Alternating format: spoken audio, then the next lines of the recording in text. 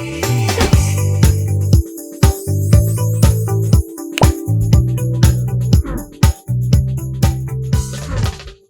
guys, welcome to CloudyML. So today we are going to see top 5 Python functions which you must know, whether it's for your software development career or it's for your data science career. It is used everywhere and it is very handy. So let's just start with first function, which is called lambda function. So lambda function. Hmm, Lambda function. So it is called anonymous function in Python. Anonymous function. Why it is called anonymous function? And this is the keyword we use in Python also. Lambda. It is anonymous because it doesn't have a name, and it just since it doesn't have a name, it looks anonymous. And why we use it? For example, let's say I have a function defined in Python using def keyword.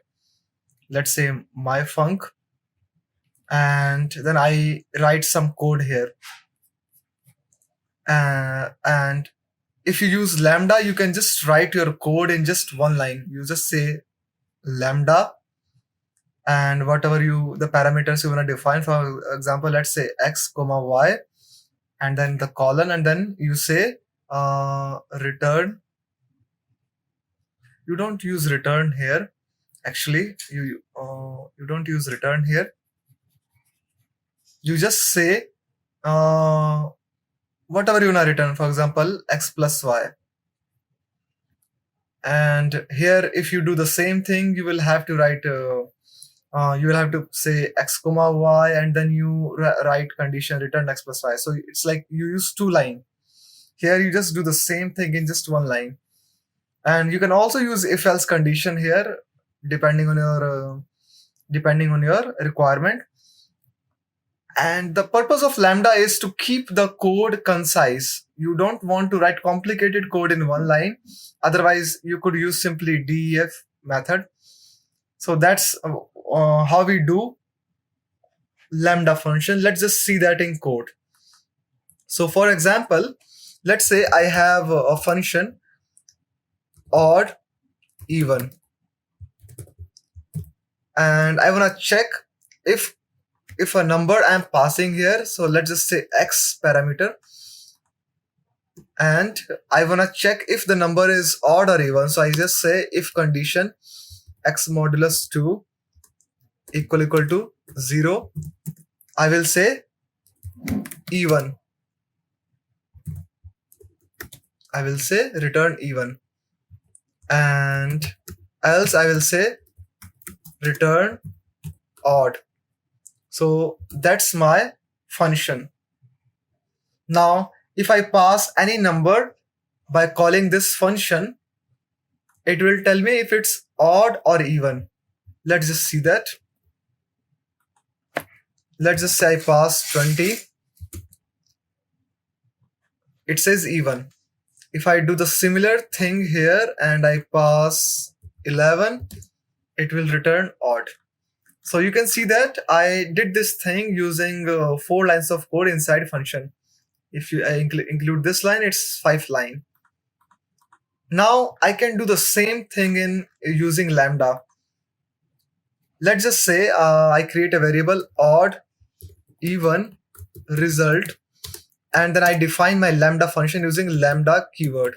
You can see that the moment I write lambda, its color changes. And I say lambda x, and then I would like to say even if x modulus 2 equal to 0, else odd. So you can see that I did the same thing in just one line of code, and here I didn't define the function name. I just said lambda. That's why it's anonymous. So rest all this condition I just wrote in one line. It looks complicated in the beginning, but you get used to it. So now simply run this code, and then I pass parameter here, let's say 20, and it will give me even. And if I do the same here with 11, it will give me odd. So you can see that how lambda works. Now let's just check another function, important function, which is called map. Map is used to apply some function on an iterable object. Iterable here are our data structures: lists, set, tuples, dictionaries, and string is also an iterable. So iterable something on which you can iterate. So map is used to apply a function on an iterable object, and it returns a map object. So in just listening this, it may be complicated. Let's just jump into the code directly. For example, we have used this function here, odd even. Let me just copy this name, and I will show you how map actually works. So just simply I'm just calling map, and I'm passing this function that I want to apply this function, which is my first parameter, odd even function. And I want to apply this on, let's say I have a list of elements 1, 2, 3, 4, 5, 6. Since odd even, what it does, it checks if any number is even or odd. So what it will do is it will take one by one number, 1, 2, 3, 4, 5, and 6, and my function will be applied on each number, and it will tell me if it is odd or even. But if you just run this right now, it will return an object. So you need to wrap this inside any iterable object, and now you will see that it will give me output. 1 is odd, 2 is even, 3 is odd, 4 is even, 5 is odd, 6 is even. So what it did, it took each number and passed it into this function one by one, and then it stored all the return value into this list which I called. So that's how it works. This is about map function. Now I could apply this lambda function here also. Since I have saved this in this variable, I can simply say map and pass this function, and same I can use this list, and then again I need to wrap this inside of a list. Okay, this time instead of list I say set. You can change and you can save this in a set. Okay, it's interesting. It gave me only even and odd. Why? Because set doesn't keep repeated elements. That's why. So it's also interesting to see how it works. So for now, since I just want it in a list, or I can say tuple, because tuple doesn't have this problem. Okay. This previously we saved this in a list, and this time we saved it in a tuple. The answer must be same, because obviously a lambda and my previous function were defined with same logic. So now let's jump to our third important function, which is called filter. Filter is used a lot when you want to apply a certain condition. So what filter does is you give a certain condition, and it works accordingly on an iterable object. The syntax for filter is also same. You just pass a function here, and then you pass an iterable object. This is the syntax. I'm commenting this. And now let's just define a function with a condition. So for example, let's say I would like to check if a particular person can vote or not. So I will create a function. I will say, can I vote? And I will just pass an age. Let's just say age here. will pass a age. If age is greater equal than 18, I will say return true. Return true. Else return false. So this is my condition. I'm gonna use this function to filter out ages. Now let's say I have this ages list. I'll say 18, 17, 25, 30, 45, 60. Now I will call filter. Can I vote? I'm gonna apply this function on this ages list. Now again it returns also an object, so you need to wrap this around into a list or an iterable, and I'm gonna implement this. So let's see what it does.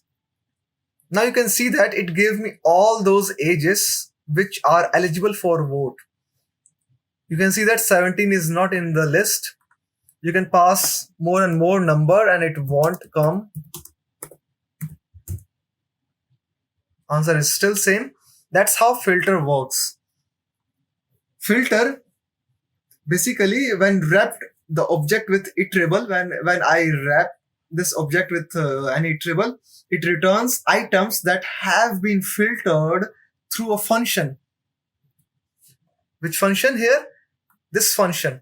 And which iterable here? Ages iterable. And wrapped around an object. This is the object list. So it returns based on the condition I defined here. It doesn't return which doesn't pass the condition. It doesn't return those values. So this is how filter works. I hope you got the idea about it. If you have any doubt, please comment below. I will answer on that. And yeah, so let's just go to our another fourth function, which is called zip. Zip is used a lot. And so zip syntax is like you pass any iterable. Here you can pass multiple iterable, and this is the syntax. What it does, it zips each element. For example, first element of iter 1, first element of iter 2, first element of iter 3, and so on. As many iterables you have, it zips each element to its particular same indexing, like first of iter 1, first of iter 2, first of iter 3, second of iter 1, second of iter 2, second third of or second of iter 3. Let me just show you here in a more better way. So zip, what it does, it has iterable 1. Let's take an example. I have 1, 2, 3.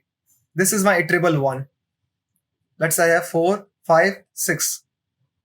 Let's say I have 2 iterable items here. Both are list 1, 2, 3, 4, 5, 6. Now it will zip 1 with 4, 2 with 5, and 3 with 6. How it will do that? It will just put them in a tuple like this. This is what it does. Now it also returns an object. So to get this output, you need to wrap this with a iterable object. So let's say I said list of zip, and these are my list here. So what it will do, it will put all these tuples into list like this. This is how it will give the output. Let me show you now with the code.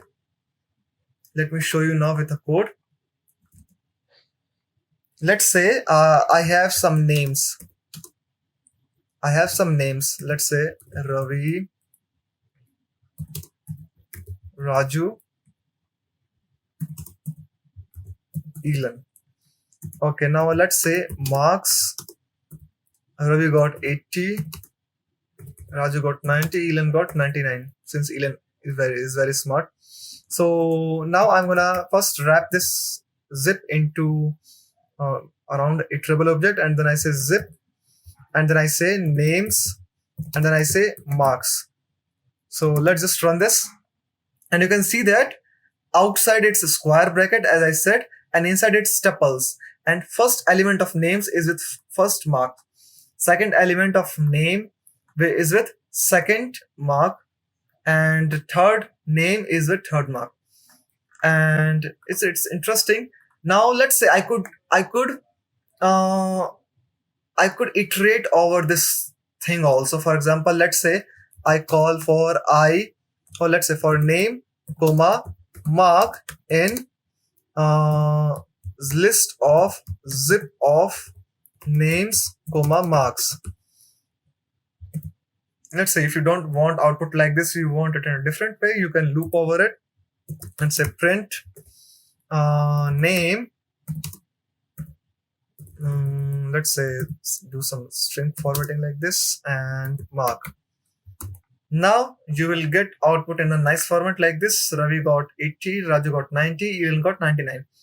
So this is how you usually use zip also in looping. This was about zip.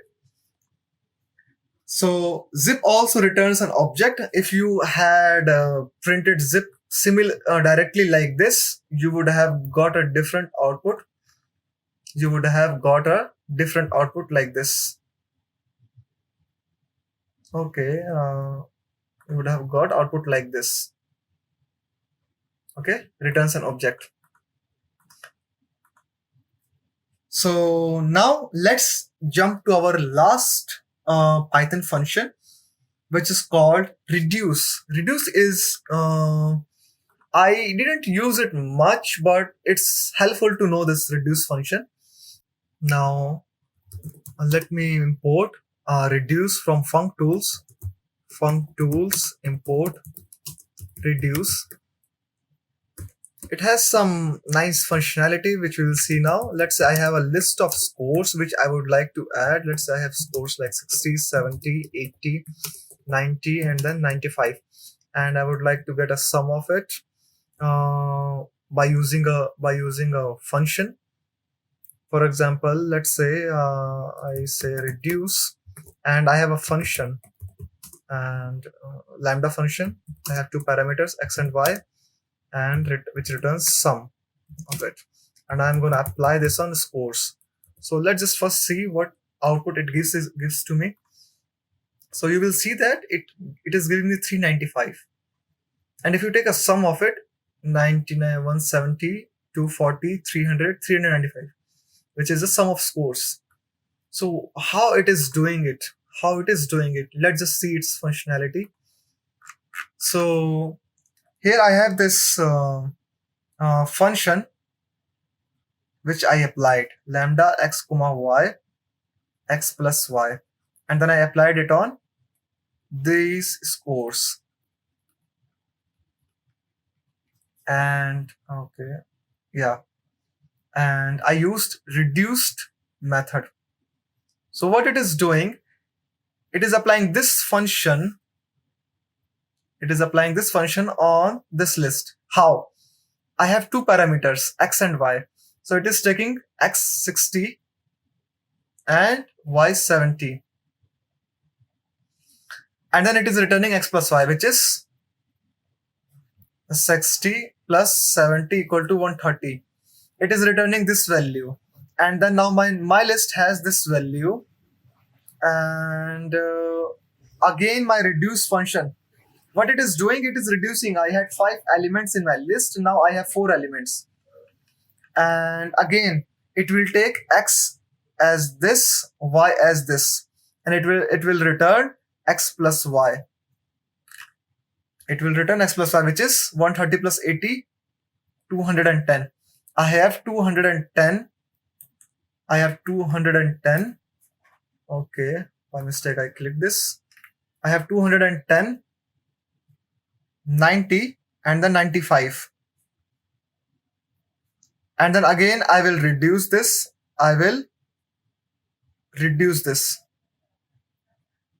Again, this will be my x, this will be my y. And then it will give me 300 into my list and then 95. Again, in the end, it will give me 395. So this is how reduce method works. It one by one reduces item from my list, and then it gives me final result based on the condition.